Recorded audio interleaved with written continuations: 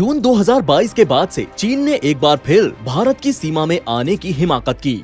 इस बार उसने पूर्वी सेक्टर स्थित अरुणाचल प्रदेश के तवांग में दाखिल होने की कोशिशें की। भारतीय सैनिकों ने भी चीन को मुंहतोड़ जवाब दिया। एक भी सैनिक भारत की धरती पर दाखिल नहीं हो सका।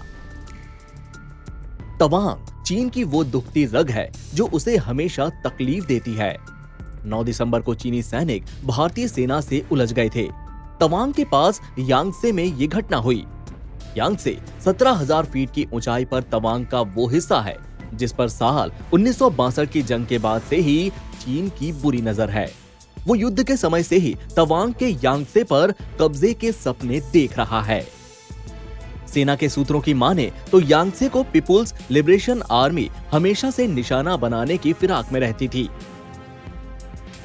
आखिर तवांग और यांगसे में ऐसा क्या है जो चीनी राष्ट्रपति शी जिनपिंग इस पर कब्जे का सपना पाले हुए है। तवांग पर चीन की महत्वाकांक्षा को समझने के लिए ब्रिटिश शासन काल की तरफ जाना होगा।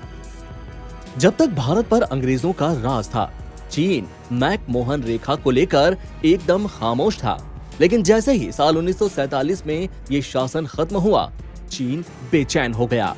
उसकी नजरें अरुणाचल प्रदेश पर जा टिकी, जिसे वो दक्षिणी तिब्बत का हिस्सा बताता है।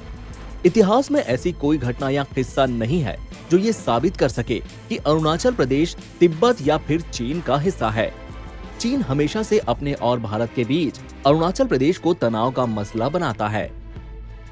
साल 1952 में जब बाडुंग सम्मेलन हुआ तो पंचशील सिद्धांतों पर चीन राजी हुआ, लेकिन साल 1961 से ही चीन अरुणाचल प्रदेश पर आक्रामक बना हुआ है। अब बात करते हैं यांगसे की। ये जगह तवांग से 35 किलोमीटर दूर उत्तर पूर्व दिशा में है। पिछले साल नवंबर में भी यहीं पर चीनी सैनिकों के साथ झड़प होने की खबरें आई थीं। यांगसे मार्च के महीने तक बर्फ से ढका रहता है। ये जगह भारतीय सेना के लिए रणनीतिक अहमियत रखती है। साल 2020 में गलवान घाटी हिंसा के बाद जिनपिंग ने कहा था कि पीएलए को भारत के साथ युद्ध करने के लिए तैयार रहना होगा। उन्होंने जवानों से सारा दिमाग और ऊर्जा युद्ध की तैयारी में निवेश करने के लिए कहा था। हाल ही में हुई अंतर्राष्ट्रीय कांग्रेस के दौरान भी जिनपिंग ने युद्ध के लिए तैयार रहने को कहा है।